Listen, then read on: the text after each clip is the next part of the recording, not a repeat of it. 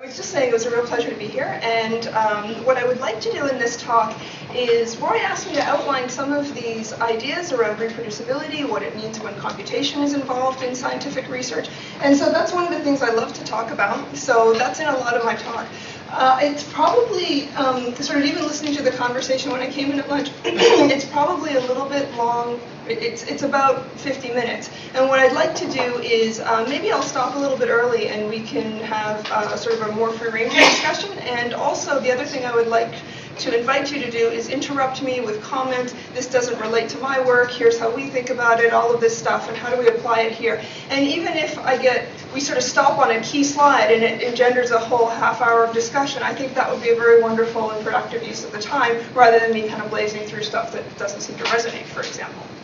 Okay, a couple of other things I wanted to mention. So I just recently moved actually to the University of Illinois at Urbana-Champaign, so no longer at Columbia, so I wanted to make that correction. Sorry. Oh, no, that's totally fine. I didn't tell you, so it's my fault. And so my PhD is in statistics. So I did my PhD at Stanford in the statistics department, and then I did something that's a little bit unusual, which is I then went to Stanford Law School after finishing the PhD. So some of that comes out a little bit in this talk. It does come out of my work kind of more broadly understood, but if you do have questions about licensing, code release, and all of this stuff, and intellectual property, and how that interacts with reproducibility and transparency and so on, it's not the focus of my talk, but I'd be, of course, happy to talk about it. Okay, so let's get started. So why does reproducibility in computational science deserve our attention? So what I was going to go through today is fundamentals, and I think when we think about these issues, the right thing to do is step back to foundational issues in how we think about what distinguishes science from other types of activities that we might engage in. And really at that point, when we have this sort of principled understanding of what our goals are and what we're driving for, we can see whether or not this matches with what we're doing in computational science generally understood. So that leads to my next point. So how does computation start to interact with this idea of what we're doing as science? And many of our ideas about science were laid hundreds of years ago, and I'll talk a little bit about that. And computation, barely we've been grappling with this in science for 20 years. And so we've got all these kind of new issues that are coming up, which are actually the focus of my research. I find fascinating, and I think you all are starting to grapple with them as well. And so that's the third point. What happens when we start to see conflicts with the way that we're using computational methods and using computers and sort of really big systems, and what we're trying to achieve in terms of ideals as scientists producing scientific research? And then I'll finish with some solutions, ideas. These are, in a sense, very new issues. 20 years is new, and probably really quite new over the last 2 years in terms of being something that people are regularly discussing. So it's just sort of sketches, outlines, and lots of room for brainstorming and so on. Okay, so I thought I might start in something that was published in 1942. So this is Robert K. Merton's enumeration of scientific norms, and they themselves are not without controversy. So I'm not putting them up here as some kind of this is what we always do, but it's one of the touchstones that people often use that might spur some thinking as well. So I'll go through them quickly. So the first one he mentioned was communalism, which I think he called it communism, which just didn't really play well. But scientific results are the common property of the community. Universalism, all scientists can contribute to science regardless of race, nationality, culture, gender. It's about the ideas and it's about merit. Disinterestedness, we're acting for the benefit of the common scientific enterprise rather than for personal gain. Originality, scientific claims contribute something new. Skepticism, so scientific claims must be exposed to critical scrutiny before being accepted. So the two that I'm going to focus on primarily in this talk is communalism and skepticism, although they all kind of come into play, and certainly feel free to bring any into the discussion. Okay, so the implementation of these norms, probably the last significant change that we had to how we conduct, carry out, disseminate, and communicate scientific research happened in the 1660s with the formation of the scholarly societies in England, and like the Royal Society. And at that point, this is a picture of Robert Doyle. At that point, there was a lot of discussion around, well, how do we communicate science? What is the right modality? And Doyle was the first one who actually said, we need to write things down in such a way that other people in the community, sort of our peers, people who are educated in the work that we're trying to communicate, can actually go ahead and replicate the experiment. And he found that out from experience, trying to replicate vacuum experiments with the air pump and finding, sort of cursory descriptions or no descriptions and just claims very frustrating, as you can imagine. So I lean here on the norm of skepticism. This requires that our scientific claim can be independently verified. This, in turn, requires transparency in the communication of the research process. Okay, so now the advances in technology used for scientific discovery have changed how scientists effect reproducibility. It's also changed, the internet has changed how we can communicate this as well. So technology at all levels is affecting what we do and how we reinterpret these norms in our current settings. So I probably don't need to tell you guys this stuff, but I throw it up here just as a sort of measure of magnitude of the types of changes that we're talking about. Actually, you do. Okay, I'll go through this. So I like to think of the changes in sort of three groups, some degree overlapping.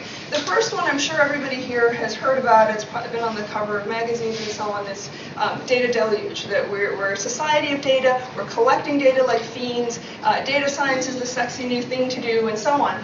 And just for some examples, so one of the projects in the Large Hadron Collider in CMS are collecting, when the collider's running, they're collecting 780 terabytes a year, and then they process this and it becomes into the petabytes. And so now, even I just mentioned this ideal of having transparency. How do you have transparency when it's not like I'm going to sort of, click around and download the data and look at it or something? We're just in a whole different world.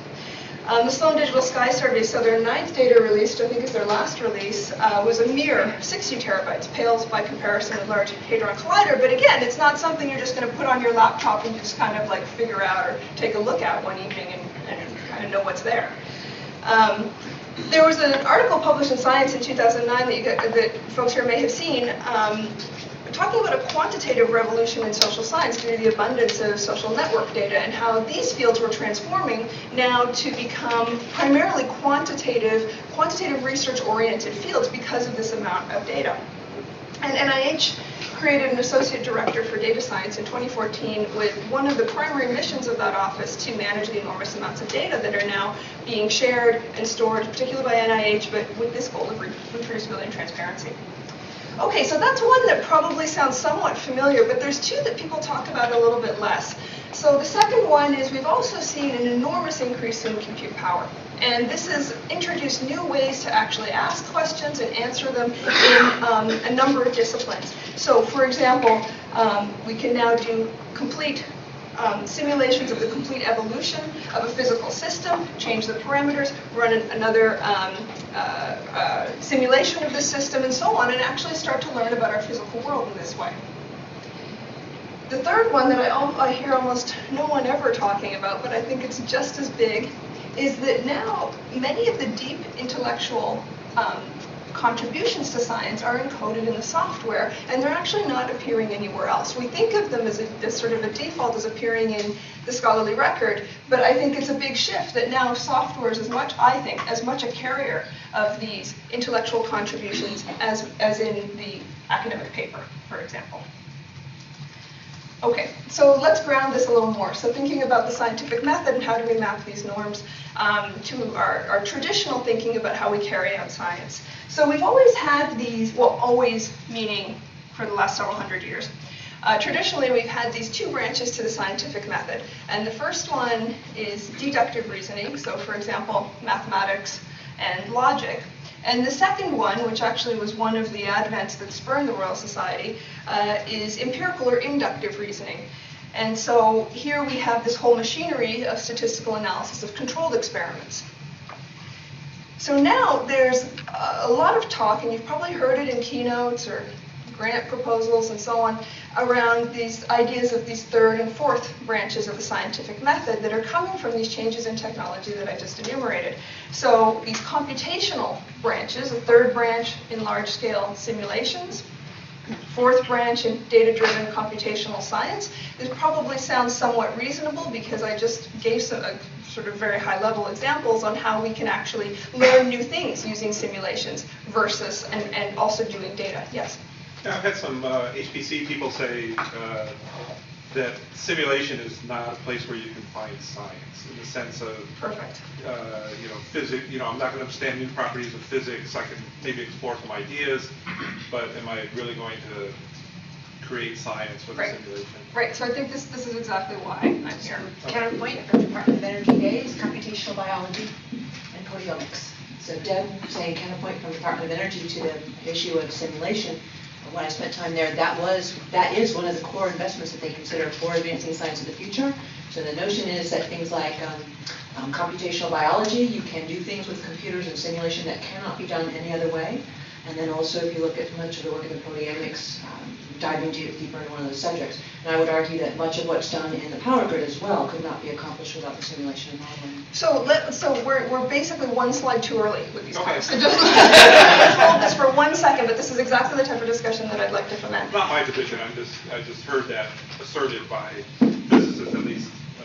Yeah, no, we'll get back to this. Okay, so right on the bottom of the slide here, I have an argument that I'm going to present to you and see what you think, and I'm getting a sense of what you think already. Okay, computation presents only a potential third and fourth branch of the scientific method, and I've written a little bit on this.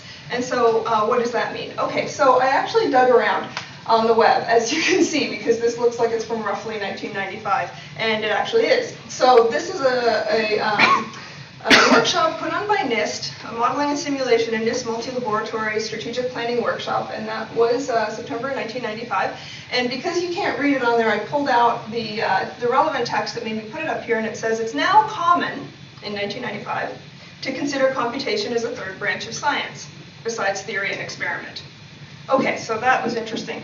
And then on the other side is a recently published 2009 book. I think it was sponsored by Microsoft or co-edited by folks, but there are lots of different authors in there. And right in the preface they say, so the book is called The Fourth Paradigm, and right in the preface they say this book is about a new fourth paradigm for science based on data-intensive computing.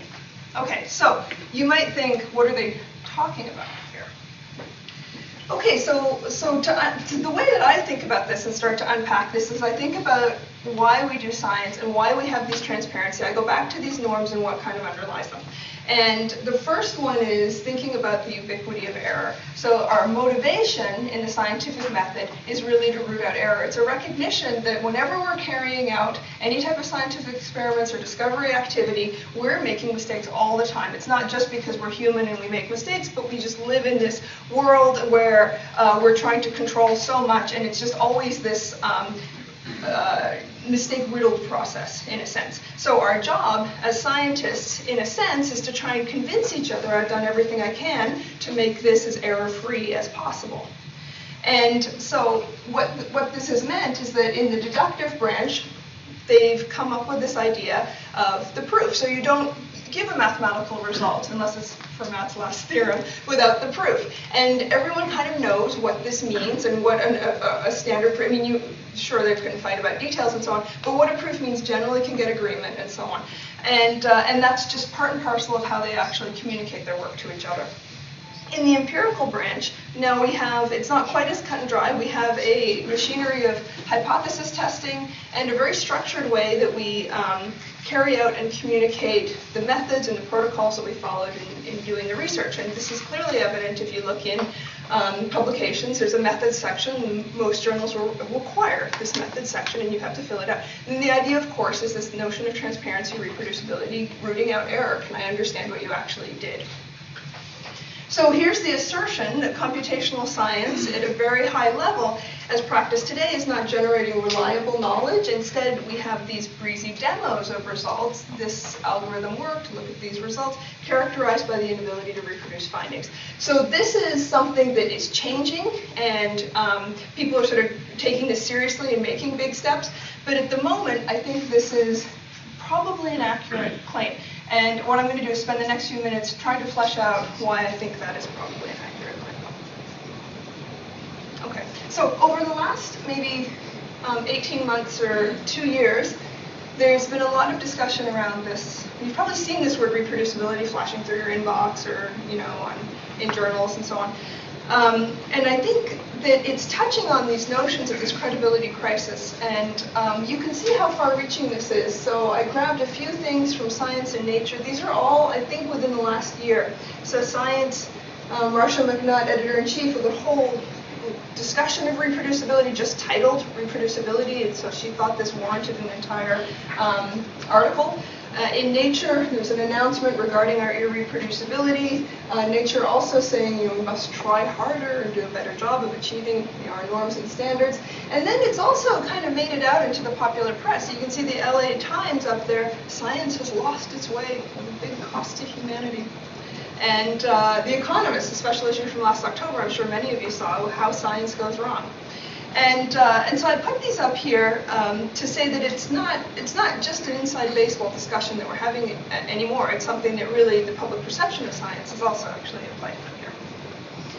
Okay, so much of what the articles on the previous slide are talking about are sort of clinical trials, drug discovery, and issues around this. This is really what, I mean, if there's one part of science the public really, really cares about, that's it.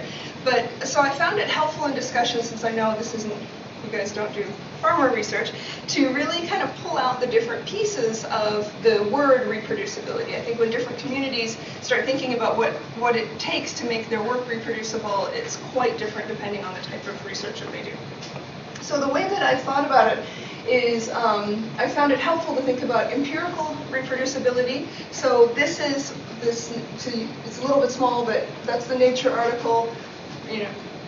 Reducing our irreproducibility, must try harder. This is the stuff of Boyle, is the way that I think about empirical reproducibility. Are we even, after all these hundreds of years, including enough information in the scholarly record where I can actually go ahead and reproduce your work? Or should we be doing a better job? Should we have expanded methods sections? Should we make more use of the internet and in the way that we communicate? But fundamentally, I don't think there's anything new in the sense of technologically driving these changes. However, they are still big problems.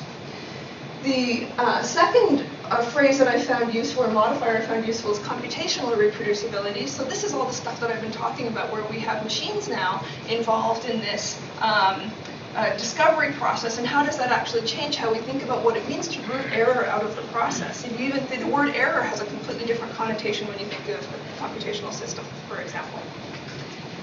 So I'll come back to the sort of the little article there, setting the default to reproducible in computational science and building up to it. I have a question. Yeah. I'm not sure what the difference is between computational and empirical. I mean, I think in terms of reproducibility. I'm thinking empirical like a wet lab. Yeah, but I mean, empirical is a algorithm in a context, and computational is an algorithm in a context. I would put that in computational. Yeah, so if you're using a computer, let's just throw it in computational. That's the way I've been thinking about it. Yeah. So I'm not sure where the difference in error is. It's a bug. Right. So, right. Did you want to comment on this? Yeah. Okay. There we go. Or I can just summarize briefly, because I know you wanted to make a comment, which is if we're trying to root, okay, if I get it wrong, let me know. If we're trying to root out error, empirical and computational reproducibility have overlap because they are using software, right? And there are bugs embedded in both processes. I was just trying to distinguish software into computational reproducibility. Okay. Yeah, I think it's useful to point out that a lot of people in the computing arena think that computational reproducibility means hitting return again on the same program, on the same data set, Yep. in which case, why bother? Because you're going to get the same answer within some small computational error. Are you really going to get the same answer? Well, you might not. Right? But I think this is a position that a lot of people take. A different way to look at it is that reproducibility doesn't mean just pressing the button again. It means doing the entire experiment all over again, possibly using, maybe different materials, different subjects, and then doing the subsequent computation as necessary. It means doing the whole thing again, not just hitting return. Okay, so this is a great point. So it usually comes up a little later in the talk, but let me just take this on right now. So that's, I think that's exactly right and exactly key, but let me give you a thought experiment. So you have a publication, and I go and I do that independent replication, and I go out and I have new subjects, I write all the code from scratch, and we redo everything, and I get some answer, and it doesn't happen to exactly match your answer. So there's a couple of issues that come up. You might not expect it to, right? But you would expect it to be maybe in the ballpark. So the first question is, how close is close? So in order to understand what would be considered evidence versus counter-evidence with your previous publication, I need to understand where I've introduced error into that process so that I have a handle on how much variability. Maybe it is just machine variability or core failure or something introducing error, and so I can have very small tolerances here. Or maybe it's actually something much larger. If I've done a survey and I have a very different sample at a different place in time, I might expect much larger kind of variation in the output. And so I think both of these go hand in hand, and it's not an either or. So I think the person who said sort of hitting return and regenerating the figures in your table, that's just not even a contribution in science. I think they're right. So you haven't contributed sort of anything new or bolstered anyone's results. However, that's basically what I'm going to need to be able to do that, to dig into why our two independent replications are actually different, and understanding, decisions you may have made that differ from mine, and then that gets us back to rooting out error in that discovery pipeline. So I think they actually go hand in hand, and they're both parts of the same coin for the computational reproducibility. We need to be able to, as much as possible, get as close to that ideal of sort of hitting return and being able to just chunk through someone else's code, presuming I can inspect the code and it's not a black box, for example. So maybe just to illustrate that, I have had occasions where I couldn't remember which button to press to recreate the figure on the paper. So that's still, It's still hard? Yeah, it's still hard. So one of the biggest arguments for reproducibility, even though I've couched this in this larger sort of scientific, ethical, quasi-ethical framing, is for yourself. When the journal editors or reviewers get back to you and say, well, what about that weird blip in figure 4, and you're just, how did that get there? So being able to even just go back yourself a week or two later and being able to do that replication is really important. That's sort of, step through replication even. So I haven't gotten to it yet, but I'll jump ahead in the interest of time. So my own research as a PhD student, we did most of our work in MATLAB, we released MATLAB scripts and whatever data was attached, and we were statisticians, and so we generally we sort of had data sets that would allow us to illustrate the methods. We didn't particularly have overly complicated empirical data sets.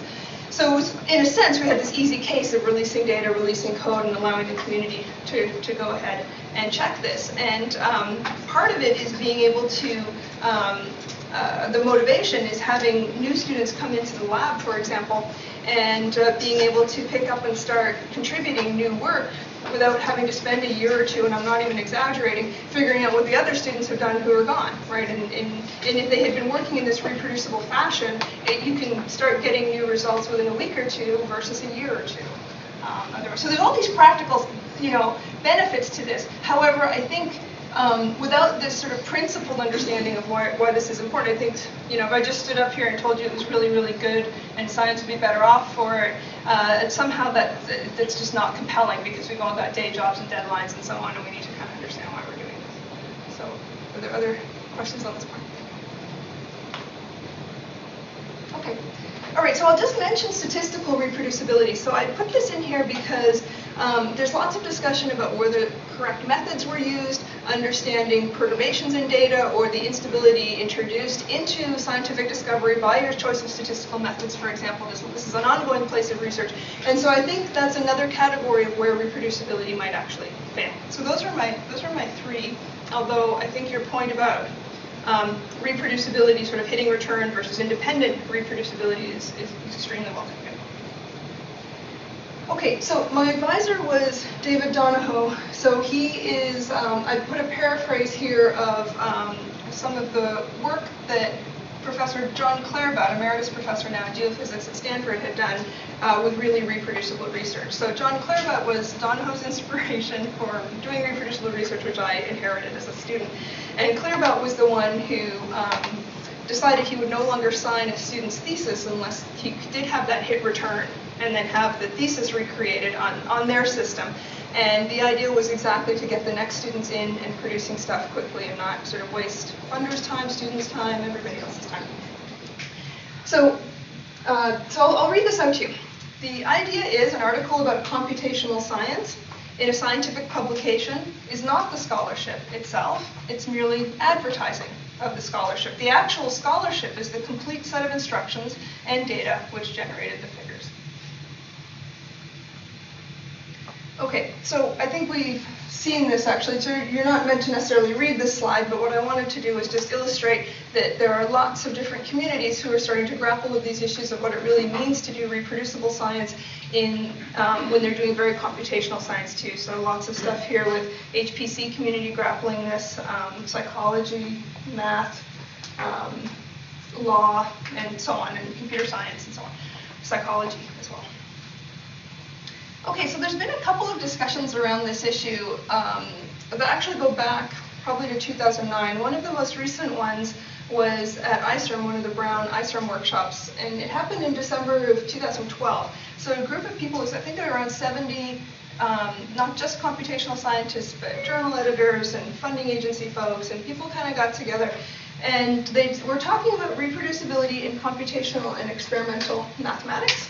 And I was one of the co-organizers. And the reason I mention this is because one of the goals of the week-long workshop was brainstorming a report which had sort of comments on the state of the art and then recommendations and discussions of available solutions and so on. So that's the report on the left here, setting the default to reproducible.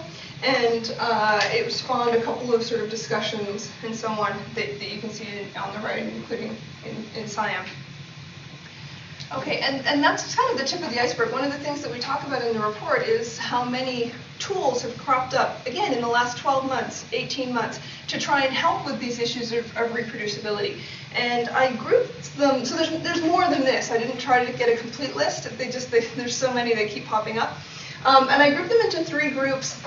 Roughly, these are overlapping, but they seem to sort of be clustering as dissemination platforms. So what do you do if you have some work, you want to share code, share data with this. The journal doesn't really publish this, so how do you kind of connect all these together in some persistent way? I've been working on the first one, Research Compendia, that I'll just discuss briefly in a couple of moments on how to disseminate and link code data and your paper. And then there's another family of tools, workflow tracking and research environments. And by the way, my slides are on my website, and these are all hot linked, so you can just jump in at any point if you're curious. And I highly recommend that. They're just fascinating. These are wonderful tools to see what people have done. And one thing I'll mention too is most of these are just academic researchers doing stuff on the side because I think it's important. This isn't, there's a couple that have industry support, but it's not like industry came in and wrote a bunch of stuff to help and here's the selection. This is just people not even really particularly rewarded for this stuff, just trying to do it because they think it's the right thing to do. The final category is embedded publishing, so producing this document that has some sense of reproducibility inside the PDF somehow, like you can click and reproduce figures or blow open code and so on. So there's different ways of putting those together. Okay, so one idea with Research Compendia is what I wanted to do is set up a persistent web page that would link out to the publication and allow people to grab code or grab data. And the idea was to do this sort of chunk through and can you actually even get the figures in the paper. I mean, you make it sound like that's actually really easy. But I think with most of the papers that are out there, even if you have code and data, it's not necessarily straightforward to do it. And without the code and data, it's quite difficult to actually regenerate those figures. It's just the paper itself doesn't, it's not that there's malfeasance or anything. It's just the paper's just, it's 4 pages. What can you actually put in there about all the complexity in your computational research? So the idea is linking code data to the publication, and we can run it actually and do this sort of third-party verification, do that sort of step through, and hit return, and do I get your results? Okay, so I'll move, that's just an example, but I'll move through this relatively quickly. You can see the buttons down here, grab code, grab data. This one happens to be an open access article, so you can actually grab the article itself. And it's all sitting on GitHub open source, so it's not meant to necessarily steer you there, but just be, again, useful tools for the community. Okay, so I wanted to talk a little bit about we're sitting here in DC, about sort of pushes that are coming from Congress, coming from the White House, that will affect, through the funding agencies and through the research in the federal agencies, how we actually carry out, how we share, and how we disseminate and reuse research. And my own instinct on this is the sort of page of tools that came from the research community is probably the right way to go in some sense, rather than having, politicians kind of jump in and try and tell us that it's got to be this way and that way. However, I'm sure you've all been sort of thinking this along one line or another, which is, wow, that's a lot of work to put all my code together with my data at the time of publication. Journals don't really require it, and I do get promoted based on papers, and that's what all the prizes and more funding comes from, and so on.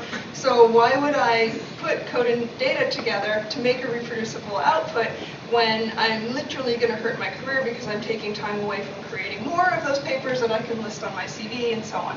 And I think this is changing a little bit, but that's not an irrational perspective, especially when you're young or pre-tenure, for example, where you're judged on your papers. So we do have this collective action problem. So on the other hand, I think some of these initiatives from the White House can take steps if we are on top of this and we react consciously and so on as the scientific community, but can take steps to break that collective action problem. Because of course, if we could snap our fingers and everybody was producing reproducible research and code data, you wouldn't have this problem where it's actually it's hurtful to produce it, for example. So anyway, so I'll mention these to you. What's coming is already kind of out there and also coming down the pike. So in February of 2013, the White House, the Office of Science and Technology Policy in the White House, issued an executive memorandum, and all the funding agencies, I think they had to have more than $100 million in funding, or $500 million or something, but all this so that's basically all of them. They were all directed to, within 6 months, develop plans on how they were going to provide access to publications and access to data. So I haven't talked about access to publications at all here, and I think it's an important issue, but in some sense an unrelated issue to reproducibility and sort of the scientific integrity issue. But of course we've been talking about access to data. And so everyone in this room probably noticed that they didn't talk about code. Right? So how is that moving us towards reproducibility? I can have your data and your results, and that's better than having no data and your results, but that's still going to be well nigh impossible, actually, to get your results if I don't really have a sort of very clear idea of what you've done.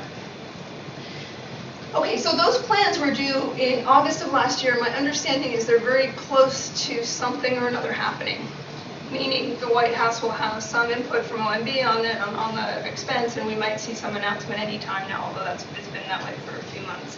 So something may be happening there. Later on in 2013, the White House said, well, if the research is in federal agencies themselves, you just need to make your data available. We're not even going to have a plan. Just go ahead and actually make it publicly available. And this is subject to legal issues like, for example, HIPAA protections and privacy and so on, which probably this community is very sensitive to. It's this area of research now, and one of the things that I'm very interested in is how do we actually take data sets that have kind of privacy constraints in them, legal barriers to research, and still be able to bring some of this idea of reproducibility to bear. Can I, for example, authorize people into a particular system that allows some reproducibility or some independent verification of results, or are there sort of intermediary grounds? Can we kind of break open this idea of data being closed or data being open through more clever infrastructure?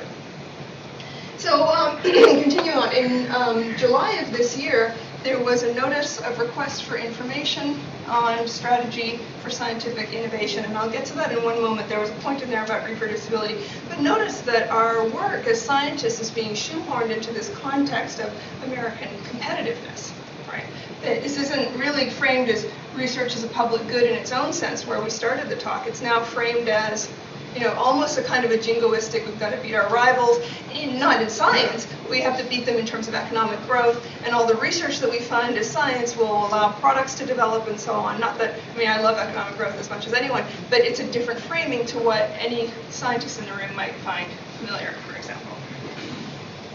Okay, so this is the executive memorandum expanding public access to the results of federally funded research. I'm going to go through this very quickly and just mention the one about strategy for American innovation. So point 11 here, so this was July of this year, given recent evidence of the irreproducibility of a surprising number of published scientific findings, how can the federal government leverage its role as a significant funder of scientific research to most effectively address the problem? So they're trying to get into the weeds of what we're doing.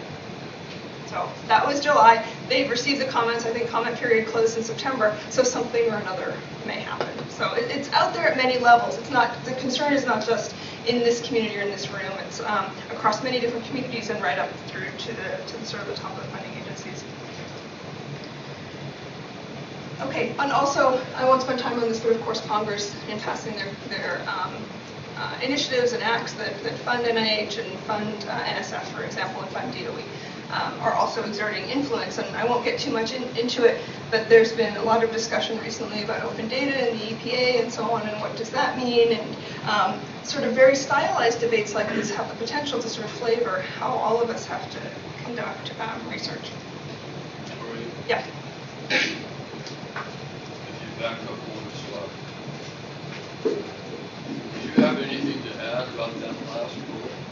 About the unfunded mandate?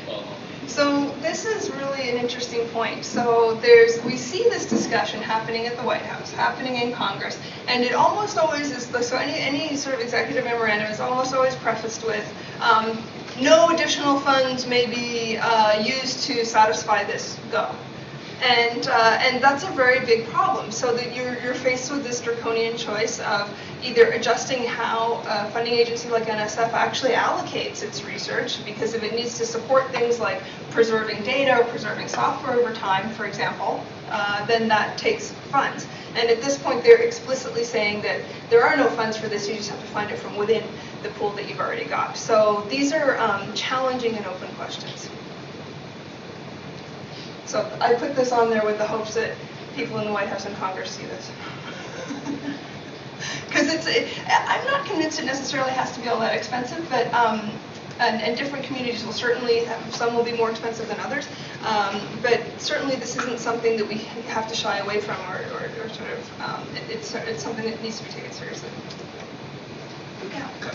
In terms of innovation, I mean, the U.S. government's the benefactor. The U.S. government's the benefactor of a lot of science. So yeah, sure, of course. Benefactors get called shots. Get to call shots. What's your sense about, can innovation take place with marginal reproducibility? I mean, as a taxpayer, I've got to say, well, is it worth the cost? Yeah, it's a very, very good sort question. Of thing? Yeah. So I think this goes back to fundamentally the way I would think about it. It goes back to how we started framing the discussion, which is, so computation is new in a sense, and can we do better than traditional reproducibility? I mean, computation, you're probably capturing much more of the sort of steps and tacit knowledge in your research than was possible when it was, say, like, rocket development or something like this, where really reproducibility meant someone from that lab went to the other lab and literally showed them. It wasn't coming through the paper. And that's just, we're kidding ourselves thinking that we had reproducible research around that back in the day. And so I think that's how I would try to understand why things are different now, that we need to think about reproducibility differently, because the computation has sort of pushed us into this new space where our environment doesn't actually support us. But it's questionable in many cases whether we certainly have not had full reproducibility up until now, for example. So maybe the way to frame it is that reproducibility has been a missed opportunity to accelerate innovation because we've done such a poor job of it. Yeah, well, I mean, in the computational space, I'll make an argument. I mean, I just spent time saying that it's not easy, but I'll make an argument that it's relatively speaking easier than, a video camera maybe with, a physical experiment, for example. I mean, we do, it is kind of in some sense there. It may not be in a shareable form, but we did type those commands in, and in theory, it's shareable, and we can put stuff out on the internet. So, I think it's more than a missed opportunity. It really is something where we can get this together, and then in a sense, I could almost argue that sort of the pre-computational research, we could explain this in a way that people sort of understood the sort of flow of discovery and so on and what the process was. code is just so dense and so complex for most of these experiments. You sort of can see the output and get a sense for what was done. But digging into the weeds of like what were your parameter settings, or how was the code written, and so there's just so much more complexity now. I think it kind of deserves our attention more than as a missed opportunity, in that we're publishing stuff that's just not even verifiable and probably wrong. Okay, that wasn't provocative enough. All right, I'll continue. No, we just accepted it as true. Okay. So just a couple of other little pieces of background. So here at National Science Board, they had a report that came out in 2011, Digital Research Data Sharing and Management. They haven't, in my opinion, haven't done much, or at least I haven't seen much come directly out of this so far, but it's percolating around at places like NSF and so on. And of course, we're all aware of, like NSF, data management plan, which I just wanted to point out how this comes out of these funding guidelines that have actually been around NSF, and also NIH has some too, where I found one back to 2005, and if I was really aggressive with the archive, I could probably go back further, just saying that NSF expects investigators to share with other researchers data, encourages grantees to share software and inventions or otherwise act to make the innovations they embody widely useful and usable. And NIH expects and supports a timely release and sharing of final research data from NIH-supported studies for use by other researchers for their big, like over $500,000 grants. But still, this is language embedded in there. It's largely not enforced and not acted on. And so my impression, if you look at the language in something like the data management plan that NSF is requiring, and NIH has started to require some software management plans, for example, so this is coming up too. It seems like they're trying to get a handle on how do they enforce what's already in their grant guidelines. Okay, and I put the DOE public access plan up here too, but won't spend time discussing it, but there's a link out. This just came out a couple of weeks ago, so you can see how DOE is starting to manage access to data, for example. So there are two things there. One is access to data, and the other is software. Right. And my question is, how do you encourage people to get beyond ego when it comes to sharing software? Because I know when I was a grad student, I wouldn't have wanted anyone else to see my code, and I wouldn't have wanted to publish it anywhere. Right. The algorithms are one thing. Right. So what kind of mechanisms could be put in place? Well, so there are some mechanisms in place. So you saw the grant guidelines saying that they support this, but that's weak, we know. But if you want to publish in science, you're making your code available, not your algorithm, for example. So I actually have some slides. I can jump to them. They're in way at the back here in case someone asks this question about what are journals doing around. There's journals moving quickly, actually, not just to data disclosure requirements, but software disclosure requirements, so that you get this kind of step-by-step ability to reproduce. And so it does have ramifications for things like, well, I'm a scientist, I'm not a software engineer. I'm producing toys in a sense. Like, these are supposed to be kind of hacky things. And if you want to bring this out to market and have real development and sort of product folks around it, fine. But that wasn't what I was trying to do.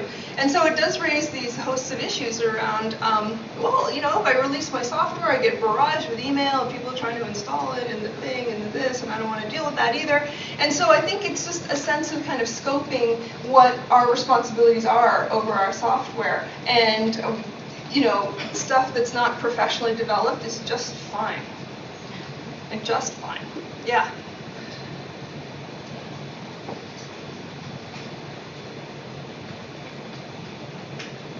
So you mentioned marketing, productization of research. So there may be another disincentive for people to share the code if they want to make money out of it later on. Yeah, so I can talk a lot about, you can see all my slides now, I'm cutting them off. I can talk a lot about that actually because that's a legal issue too. So let's see if I can, so there we go. Okay, so why don't people want to share code and data? So I did a survey and these are top reasons.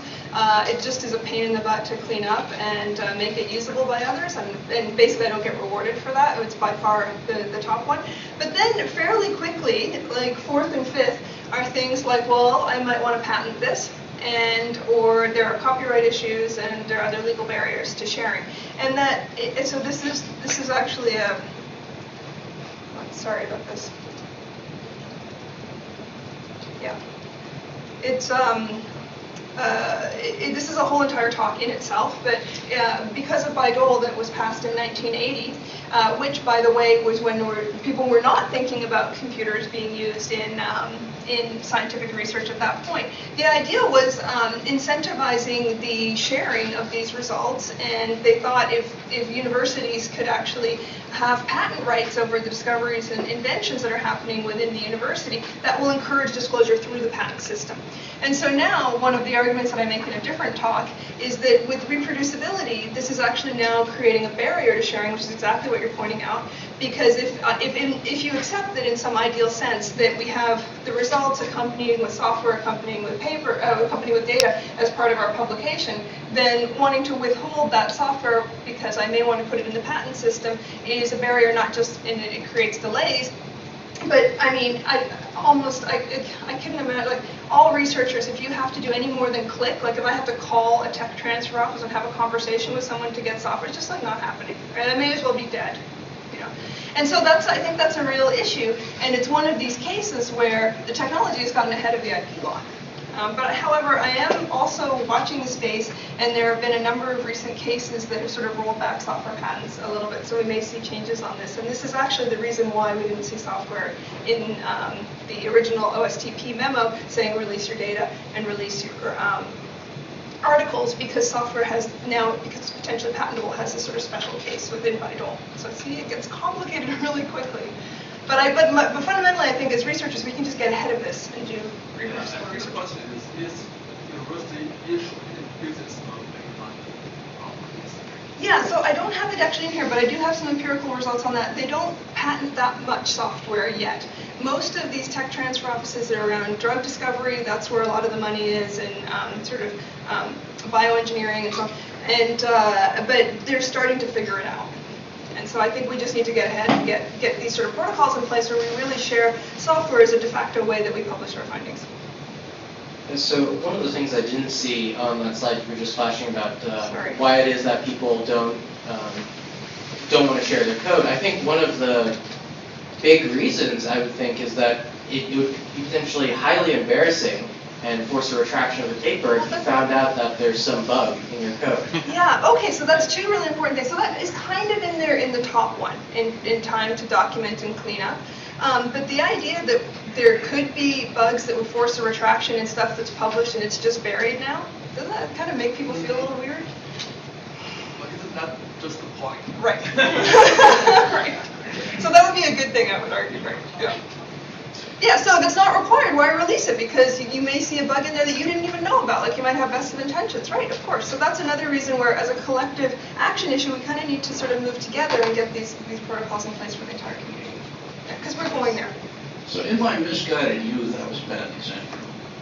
Okay. And I was an examiner prior to the time that the courts overruled the office and held software to be patentable. I have not followed very much, except as an expert witness, in a number of software infringement cases. But I have yet to see a software patent that, when really pushed, was declared valid. Right. Have there been any, and what were they? That's a good question. So I don't know of any, but however, I think the chilling effect is not just in the enforcement. It's in, and I could actually turn this around on you, which is, well, what patents that universities have taken out have actually paid off? It's a very small number. Purchased. Yeah, and the tech transfer offices, right, so my understanding is the tech transfer offices don't even cover their own expenses in general. And so, but that doesn't stop them from going ahead and doing it. Sure, they've got a job.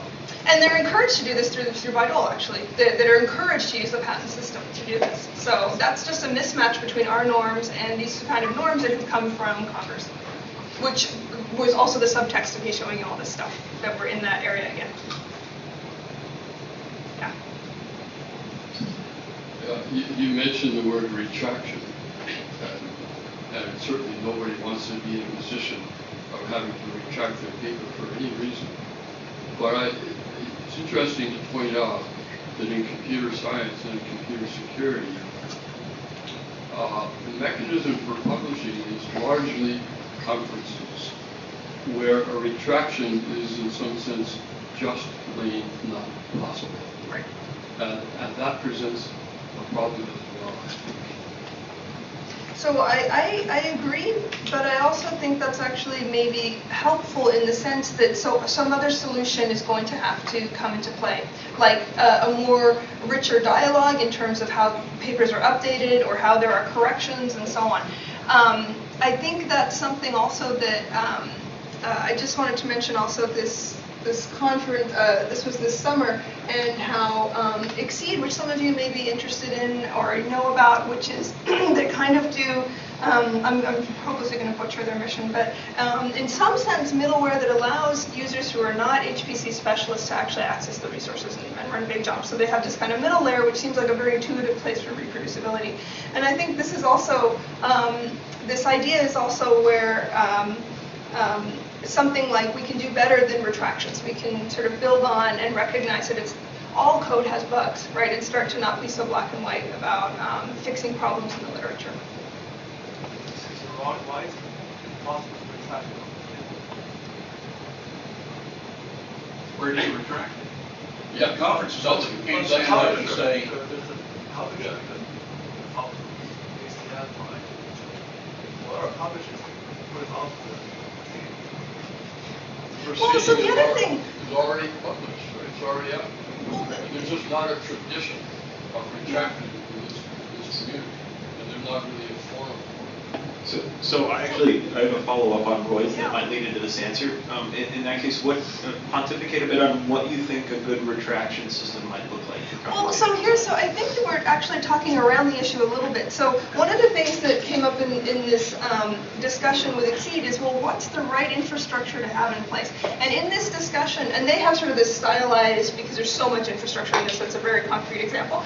But in the discussion, people were like, well, I don't know what you mean by reproducibility. We're not going to virtualize blue waters, for example, so what's the kind of middle ground? And one of the points that came up was, well, so in a sense, the end goal is reproducibility, even that sort of hit return and get the right answer. But what's important is that even if people don't end up doing that, is that we work as if we're going to be producing that type of reproducible research, and we sort of maximize this. And so I think those changes, like you mentioned about the retractions and so on, just having that, like that, even if, we don't actually, do, like, basically knowing that gearing up to share code and data is what I'm trying to say, makes you do better science as you're going through. And so the idea that sort of the probability of uncovering these bugs, if people know that they're headed for sharing software and sharing code, will go down even if nobody checks the stuff. That's my conjecture. Convoluted way of getting there.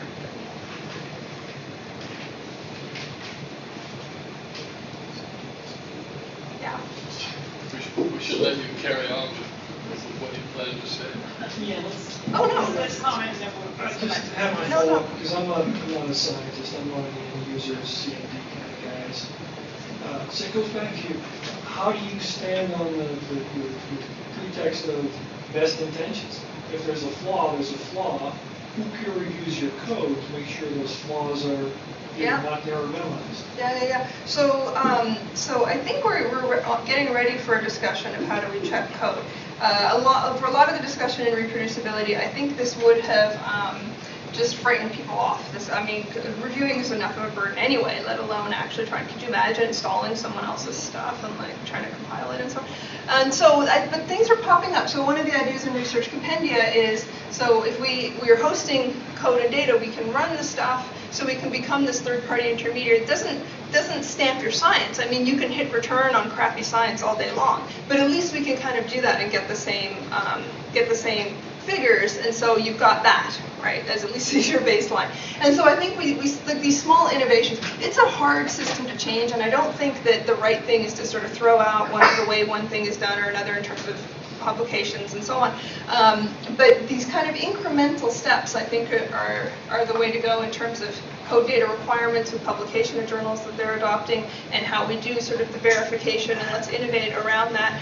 Maybe it's something that happens in the peer community, you run it, and then there's a way to do feedback. Like here, it doesn't show on here, but we have these ideas of comments or version control. Of course, we can just sort of submit bug fixes and so on. And that's not embedded in the scientific scholarly record as yet. But these solutions are all floating around. I mean, this doesn't seem like it's not huge leaps to start knitting them together, I think. So I'm optimistic that will come.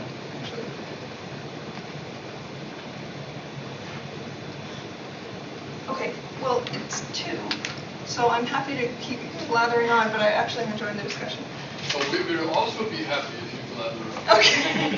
What questions? We have until 2:15. Oh, okay. Yeah, so there's the timer right over there. Okay, so I don't have my glasses on, but okay, there's a question here. Yeah. If we want to do 2:10, that would be fine. Yeah, we can do another 10 minutes. So I'm sold already, but and we are publishing our datasets codes in my group selectively though. So because I'm on tenure track, I put on only what I think is the most impactful work I'm doing. And but one of my students is here, and we had a discussion with the whole group about reproducible research and how would we could go forward with the group and actually get all our work in the pipeline.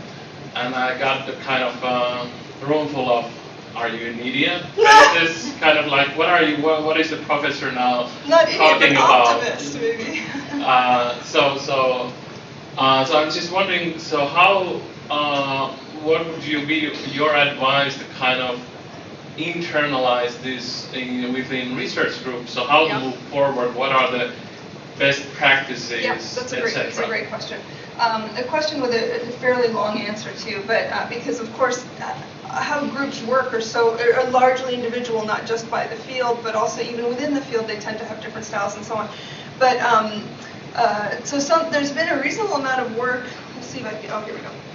Recently with things like, IPython notebook and these kind of interactive ways that you store the relevant pieces of code, whatever worked in generating the figure as you go through, and you can use Markdown and actually sort of mostly write your paper as you're going through. So things like that I think are can be useful in some settings. Of course, I don't know exactly what your setting is. This may not map to it, but by the way, it's agnostic to language. It's not just Python.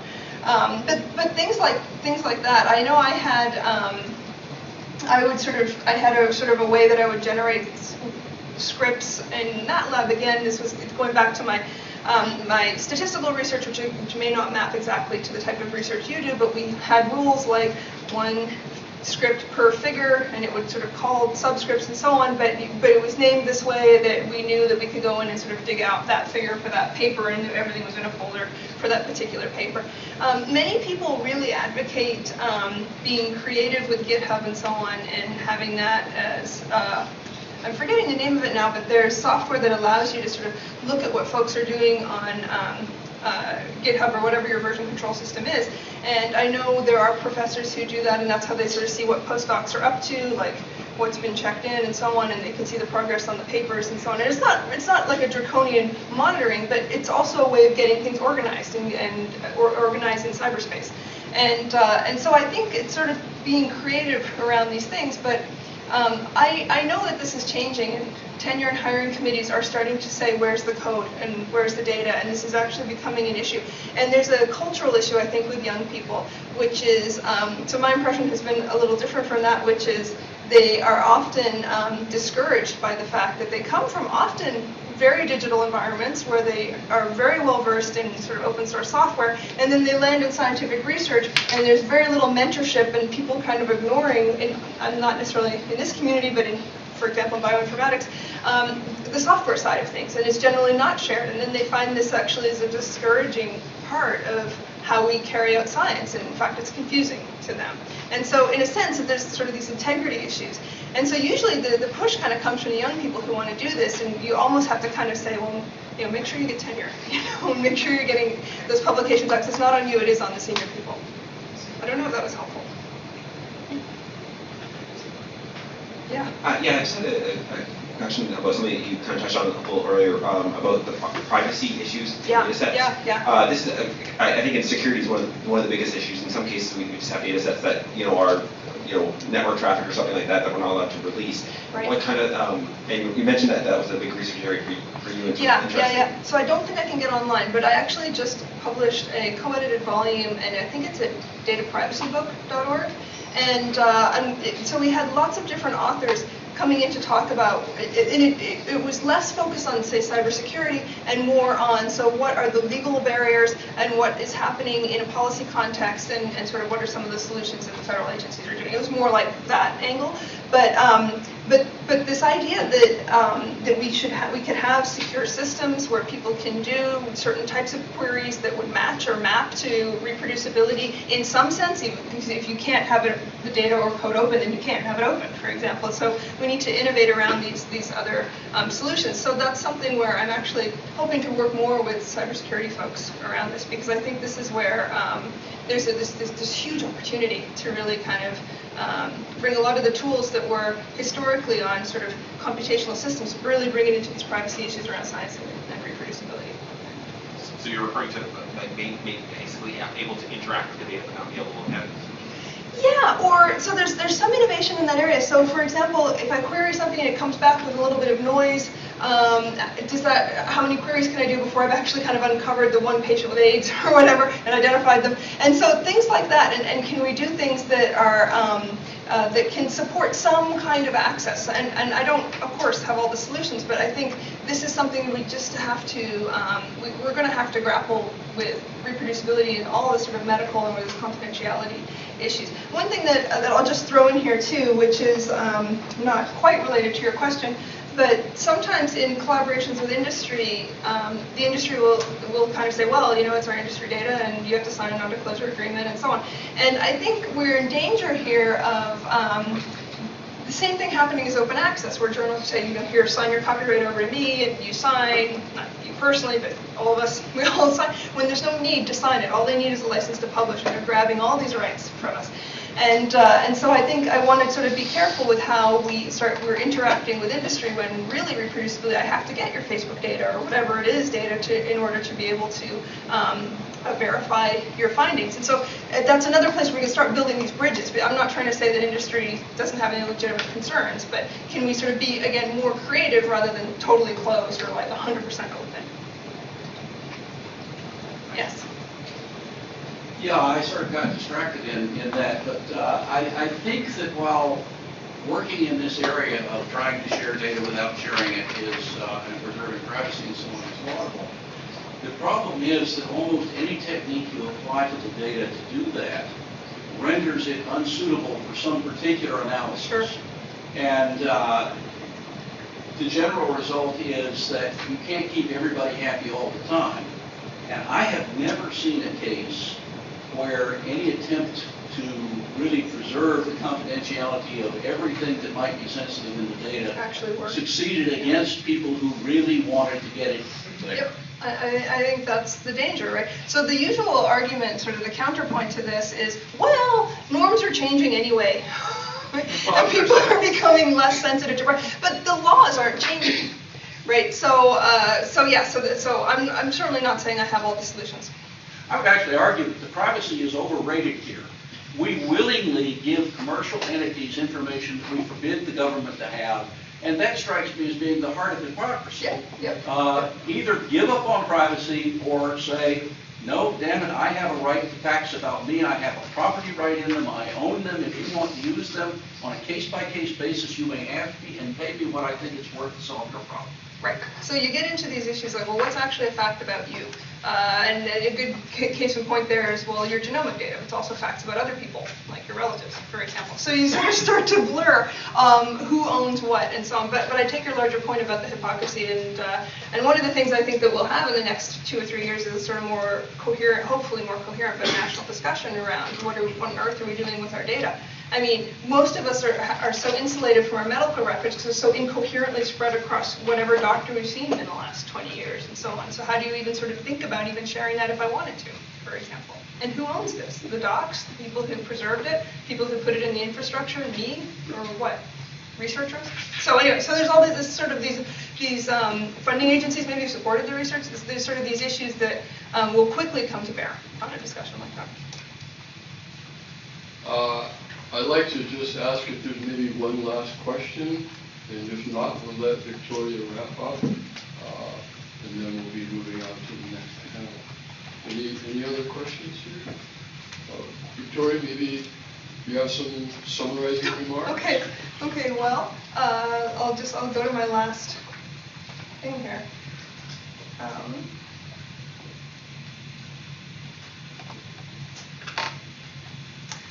Okay, just things to think about that are on the horizon. So all of these statistical issues and how we do inference from data, I think there's a tendency to sort of, this happens mostly at the policy level, but to think if you've got data, therefore you've got reproducibility. And I think how you actually do inference from the data, particularly when we're in the big data context, is incredibly important. And this engenders to me this sort of knitting together of code, data, and also these results. And we've seen this huge growth in tools and supporting infrastructure to enable different versions of what reproducibility might mean in that community. And so I'm very optimistic that this is something that will be resolved in most communities. Where you have huge amounts of data or really big confidentiality problems, that of course creates other issues, but I'm extremely optimistic about this. New issues for scientific communities to think about is how we reconcile conflicting results, or what defines a conflicting result. And that goes back to our earlier discussion around how do we trace back where we've actually introduced error into the process that we've enacted in doing the discovery. How does the computer enter into this as a tool of scientific investigation with its own error associated with it is brand new in most communities to start thinking about. Okay, and the final point that I'll make is this idea of utility and standing on the shoulders of giants, and how can we reuse software. Again, I don't think that we're responsible for making the software work for all people in all situations and so on. It doesn't even have to be beautiful. It could have like 7 for loops in it or something.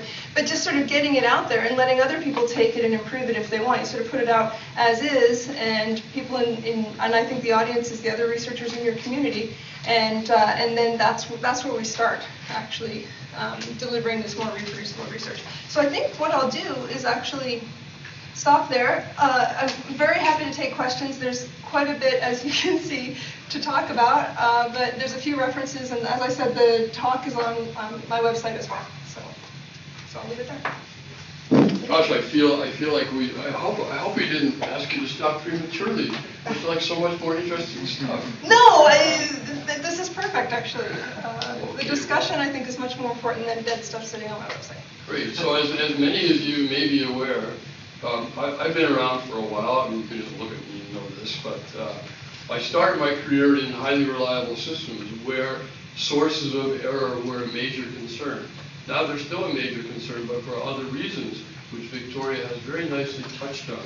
So her talk and her material, her wise words, apply, I think, much more broadly than just in our own community. And I would like to personally thank Victoria with all the rest of us. I think one of the hallmarks of a really great talk is it changes the way people think. And I think that it has changed the way we are looking at what reproducibility means and why it's important. Thank you so much. Oh, it's my pleasure. Thank you.